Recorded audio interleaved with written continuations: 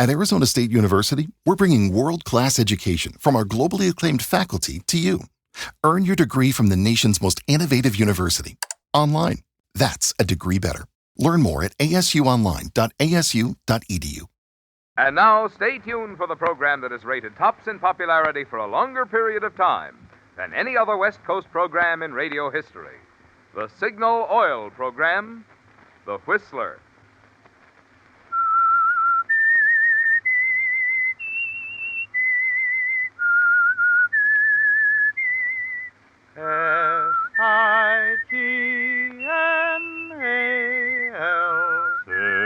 Signal, Signal gasoline. Signal, the famous Go Farther gasoline, invites you to sit back and enjoy another strange story by The Whistler. For extra driving pleasure, the signal to look for is the yellow and black circle sign that identifies Signal service stations from Canada to Mexico. And for Sunday evening listening pleasure, the signal to listen for is this whistle that identifies the Signal Oil program, The Whistler.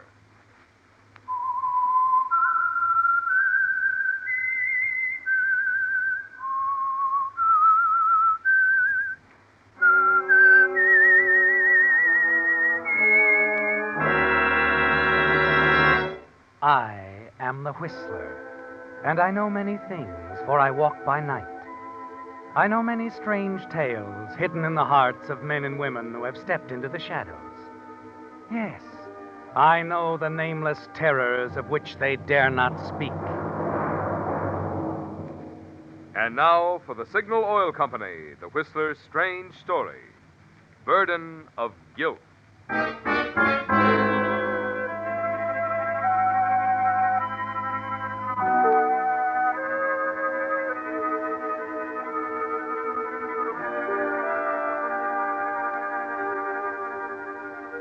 It's a big, comfortable room, the library in the Ramirez mansion in the hills beyond San Diego.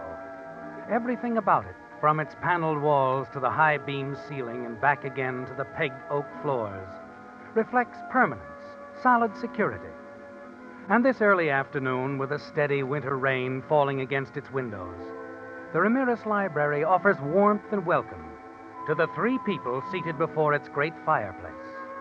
Manuel Ramirez, one of the world's wealthiest men, his wife Helen, and his secretary Warren Coates. On the surface, it's an altogether pleasant scene. Their talk has concerned itself chiefly with trips, because each of them plans one. But for one of these three, the trip is more than just a trip. It's actually a well-planned, long-anticipated escape. Manuel Ramirez rises from his lounge chair, goes to the near window, and studies the rain for a long moment. And then, facing his wife and secretary again, he speaks. Warren, this rain, you think it will cancel your flight? Well, not according to the airport. They say it's just a local storm. We should be clear of it soon after the takeoff. Well, that is good, I guess. You know, I still cannot convince myself that you are actually leaving me. I've known for weeks now. But now that the day is at hand, I cannot believe it. I don't think I quite believe it myself, Senor Ramirez. But this ticket in my pocket says it's true. I'll miss you, sir. And Senora. Thank you, my boy. We shall miss you, too. Eh, Helen? Of course we will. Everyone always says it at a time like this, but it really won't be the same without you. Oh, thank you. It's been a wonderful association these past 5 years. I still wonder if I've made the right decision. One can never be sure, my boy. But you have a good mind. You say yourself this decision was not made in haste, so you take your chances. Everyone takes chances at one time or another, Warren. And always you learn something. Well, I'm certainly willing to learn. But all this talk of my trip, how about you two? Senor Ramirez? You still taking off for Valparaiso next week? Yes, if the weather is right. Mm-hmm. Before long, we shall be soaking up the sun on the beach at Del Mar. And I'll be trying to explain to Gabriela and Tana why you are not there. Well, the explanation's in good hands, I'm sure. Now I've got to go. Still got some packing to do, you know. Well, if you must, you know best. Manuel, the package, remember? Oh, yes, of course, my dear. Here, Warren, for you. A small token of my appreciation. Senor, I'm very grateful. So am I, Warren. You run along now. We are both embarrassed. You open it later, yes? Senora, I'll never forget you. You've given me so much. I'll never forget.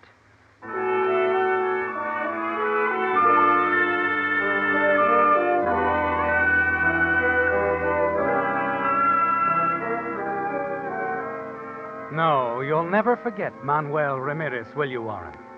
You've played your farewell scene very well. And now you're in your car opening the small token of Ramirez appreciation.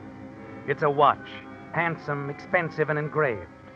To Warren, a faithful friend and assistant, M. Ramirez. But unknowingly, he's given you more than that, hasn't he, Warren? Slowly, systematically, through those years, he's also given you $50,000 that he doesn't know about, does he? And he won't know it, ever. You've manipulated things nicely, perfectly. He's never questioned your integrity, has always written checks or advanced cash without question. Later in your apartment, you packed the few remaining items you'll need. The $50,000 you've had changed into large bills are now resting in a large manila envelope in your coat pocket. And then as you look around for a last-minute check of the apartment.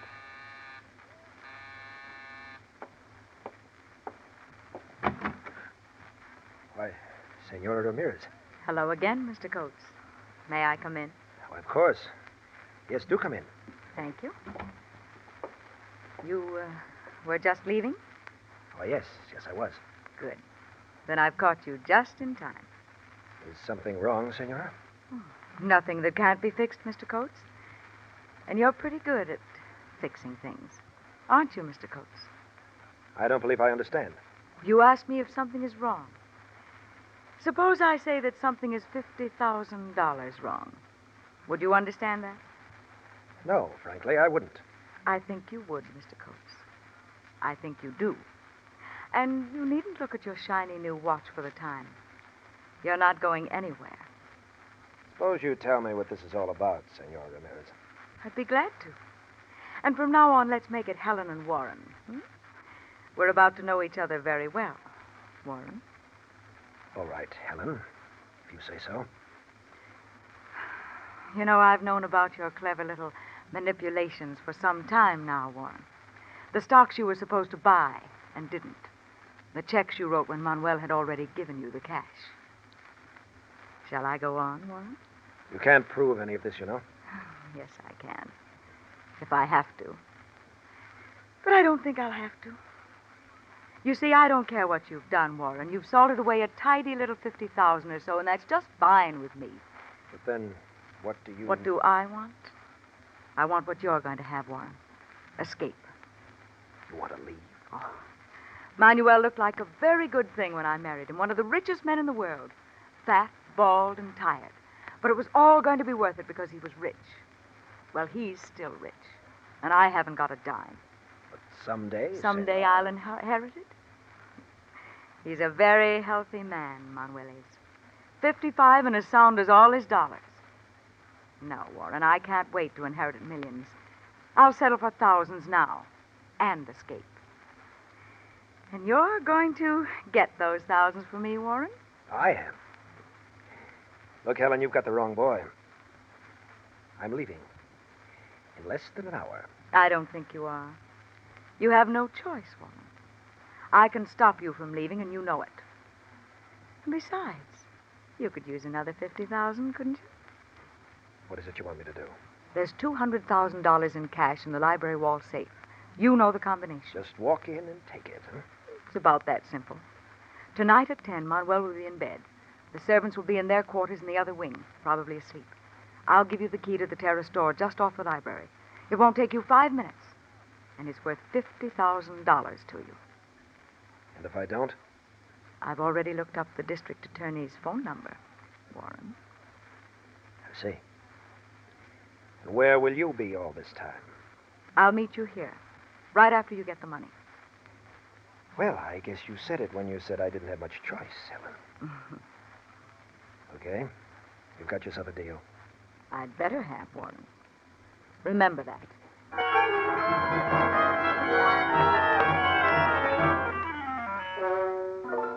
You stand at the window until you see your car drive away.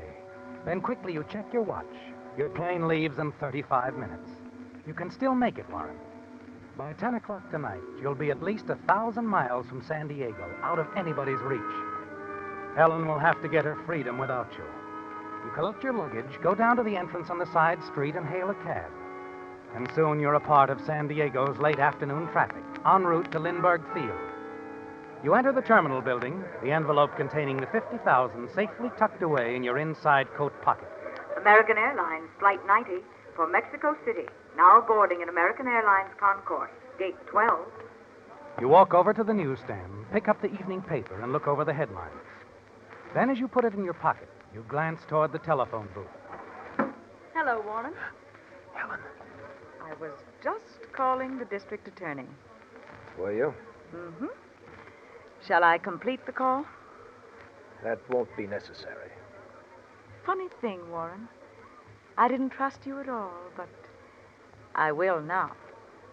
Because I'm staying with you all evening. Until 10 o'clock.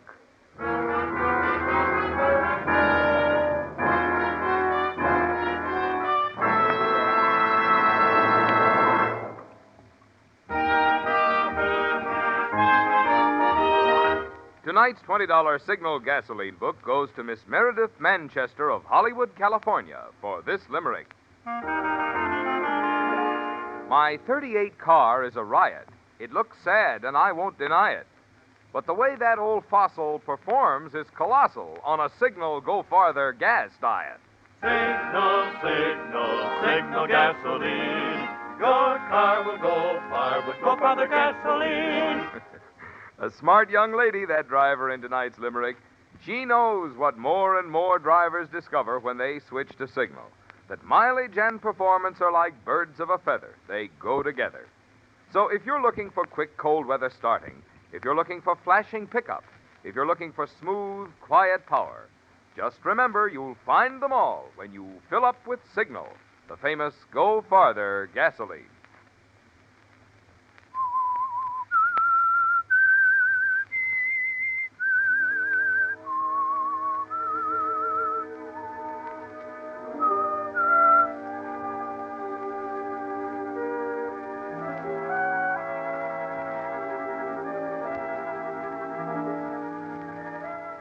You're trapped, aren't you, Warren?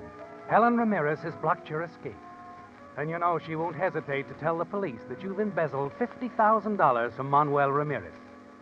She'll be able to prove it, too, even though her husband suspects nothing. Yes, she'll tell them unless you help her carry out her little plan, rob her husband's safe and help pave the way for her escape. You have no choice but to do as she says. And so you follow her back out to her car and drive into town.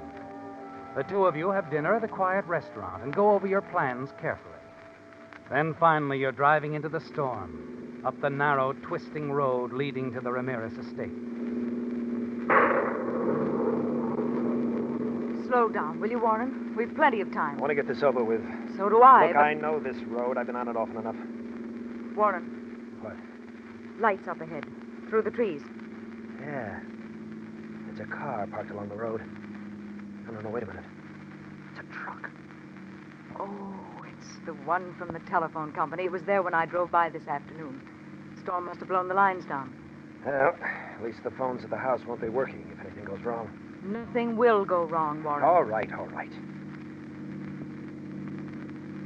You drive on, saying little for the next few miles. Finally, you turn off the headlights and bring Helen's car to a stop before the gates of the Ramirez estate. All right, Warren. You know what to do. I'll drive the car up the road, park under the trees, and wait for you. Helen, you're sure everything is fixed? Of course I'm sure. What about the caretaker? Pablo will be in his cottage. You don't expect him to be roaming around the grounds on a night like this, do you? I want to be sure everything's all right, that's all. It is now. Hurry.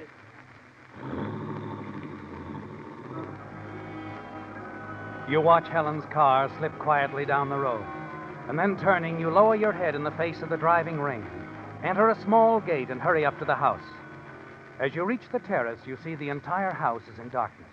You move quickly to the terrace door leading to the library, unlock it with Helen's key. Then you step inside. For a moment, you wait in the darkness of the library, listening, hearing only the fury of the storm outside. Then you make your way across the room. And as you do, you reach down quickly, pick up the music box you knocked over. You stand rooted at the spot, unable to move, hardly daring to breathe, waiting, listening. And then finally, certain that no one has heard you, you move cautiously across to the wall safe. 25, 3, 7, 16. Use the combination you know so well and open the safe. It's empty. There's nothing in the safe except a pistol, a .38 automatic. And then as you reach for it, Who is there? you stiffen at the voice. The beam of light cuts through the darkness.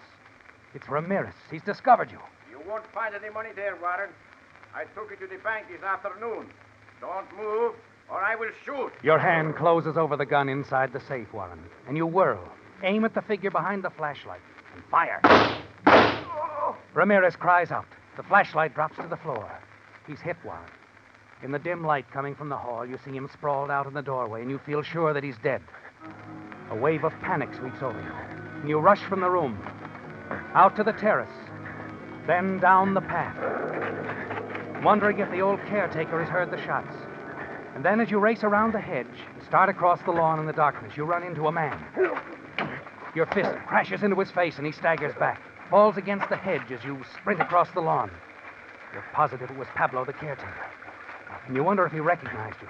You tell yourself it was too dark, and you head for the trees where Helen is waiting with the car. And then running and stumbling, you make your way through the trees to the road.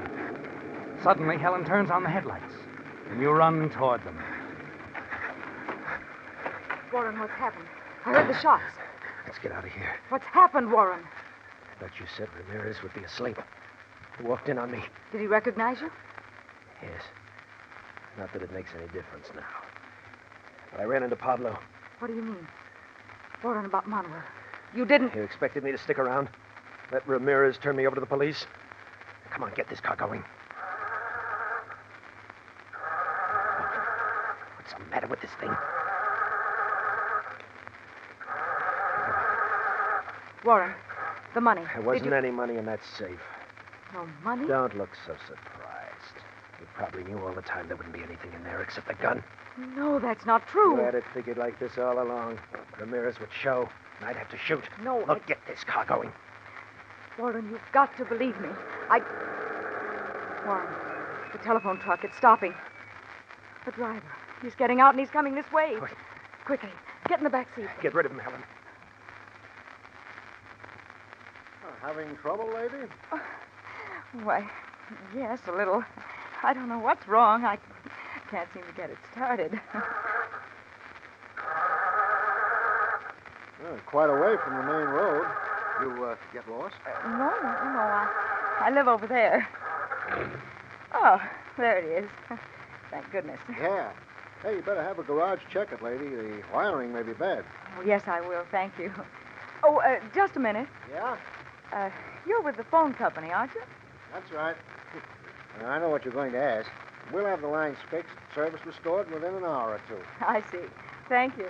Night. Night.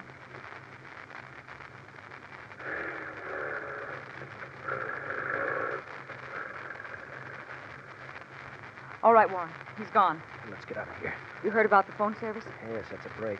Pablo won't be able to call the police for an hour at least. That'll give me a head start. I'll drive you back into town. You've got to do more than that, Helen. You got me into this mess, and you're going to get me out. What can I do? Look, you don't expect to dump me back in town, pat me on the head, and let it go at that, do you? Warren, wait. What's the matter? Look up there. A car is coming down from the house. It's Pablo. He's going for the police. Helen, let's get going. Drop me off at the gate. What are you going to do? Stop him from going to the police. You keep going after you drop me off. Park down the road away. I'll take care of Pablo.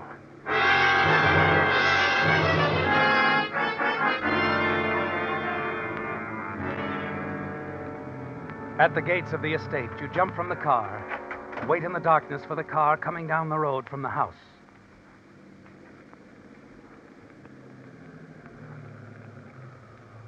You watch Pablo as he steps out of the car and hurries forward to open the gates. And then as the gates swing wide, you step out of the shadows and bring the pistol butt down on his head. You grab him as he starts to fall and drag him off the driveway into the brush. Then quickly you slip in behind the wheel of the big black convertible Pablo was driving and drive out the gates and down the road to where Helen is waiting in her car. Warren, what did you do with him? He's sleeping it off. Look, I'm taking this car Pablo was driving, Helen. I'm heading for the border. Border? I can't take any chances. Pablo might have recognized me in the yard when I ran into him. If he did, I want a nice head start. Once I'm over that border, they'll never find me. I know my way around Mexico. Been on enough hunting trips. But if Pablo didn't recognize you... Then I can stop running. Come back. That's where you're going to help me, Helen. How? Right now, I want you to go up to the house. No, I can't. Manuel dead. You've got to. Pablo probably won't come to for a while. I want you to be there when he does.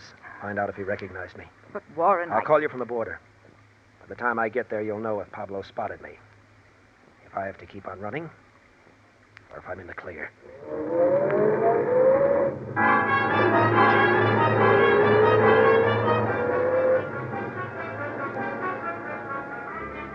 Yes, you're going to play it safe, aren't you, Warren? Once you're at the border and you've phoned Helen, you'll know what to do, and it all depends on Pablo, if he recognized you or not. Soon you're on the highway, racing south at the wheel of the Ramirez convertible you took from Pablo. As the car rolls along the water-soaked road, the storm increases in intensity. But not once do you slacken your speed, until suddenly a half a dozen red lights loom up ahead, stretched across the highway. A roadblock, Warren. Your foot slams down on the brake, and the big car swerves and twists wildly. You finally manage to bring it under control just a few feet from the barrier. And you sit frozen at the wheel, staring through the spattered windshield. And you watch the man in the raincoat approach. Hey, what are you trying to do, buddy? Kill yourself? What's wrong? Why, the way you came barreling down the highway. You must be in an awful hurry. I am. What's the roadblock for? Bridge washed out up ahead. What? That's right. You can't get through. But I've got to get through. Look, buddy, I said the bridge is washed out. But I can't turn back. You don't have to. What? You can take the detour over there. It's only a couple of miles. Just follow the signs.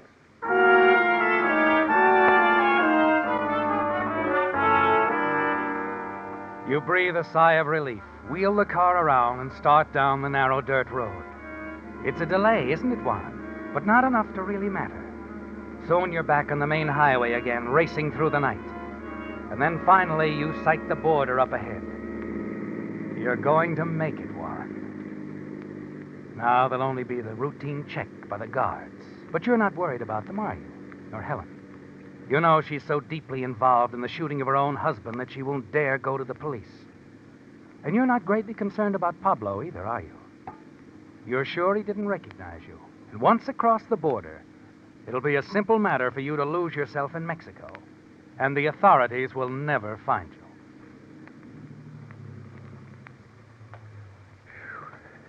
Made it. Evening, Inspector. Good evening, senor. How are things? Muy bien, but better without the rain, eh? Yeah.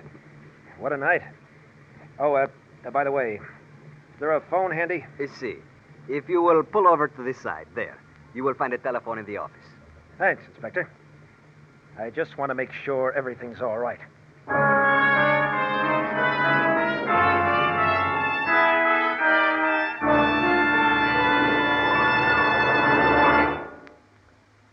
Did you know that in 1925, the average car was scrapped when it was only 6.5 years old and had gone less than 26,000 miles? Whereas today, the average car lasts over 12 years and is driven over 100,000 miles. Much of the credit for this longer motor life goes to automotive engineers for superior construction.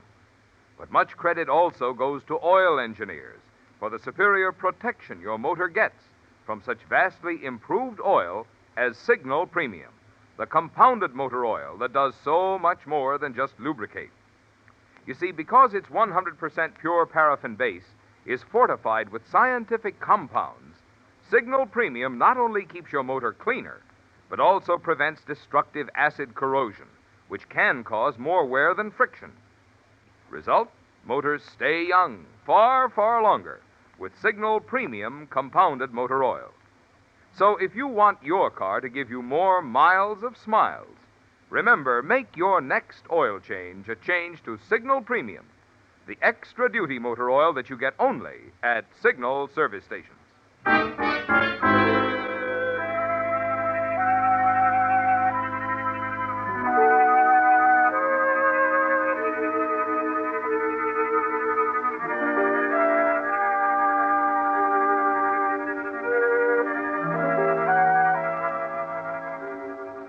You've reached the border now, Warren, and once you're in Mexico, you're certain that you'll be out of danger.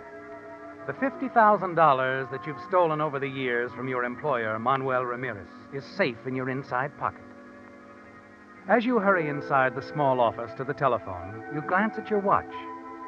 You've made excellent time, haven't you? And you're certain that even if Pablo did recognize you, if Pablo has already called the police to tell them Ramirez was shot, the alarm will come too late to stop you. Confident you're in the clear, you're more curious than worried about Pablo, aren't you? You drop the money into the coin slot and call San Diego. Helen, as you wait for your call to be put through, you begin to wonder if perhaps the telephone lines are still down. And then... Hello? Hello, Helen. I see phone service has been resumed. Warren, where are you? At the border. Warren, listen to me. Pablo came in a few minutes ago. Pablo. Did he recognize me? No, he didn't. And everything's okay. No, it isn't. Pablo called the police. Well, what if he did? If he didn't recognize me, he can't say who it was. Listen to me. When you stopped Pablo at the gate, knocked him out, and took his car, Pablo was driving my husband to the hospital. What? Yes. Manuel was in the car. He's in the car now that you're driving. Wait a minute. I don't... Senor. Warren. Warren, are you there? Warren. Senor, if you will come with me, the chief inspector would like to talk with you. What's wrong? Wrong? Well, perhaps you can explain, senor. But there is a dead man in the back seat of your car.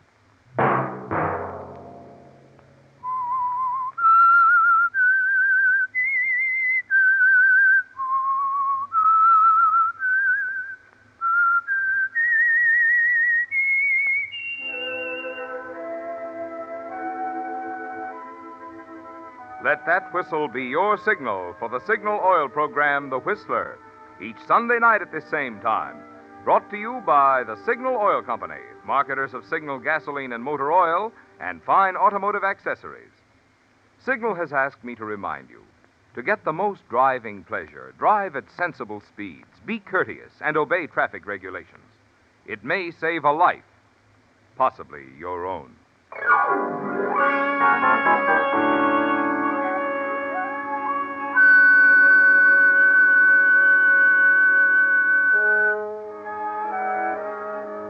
Featured in tonight's story were David Ellis and Vivi Janis.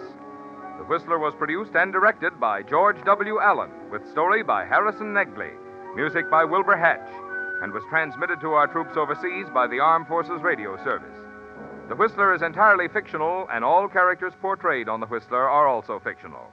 Any similarity of names or resemblance to persons living or dead is purely coincidental. Remember, at this same time next Sunday, another strange tale by The Whistler.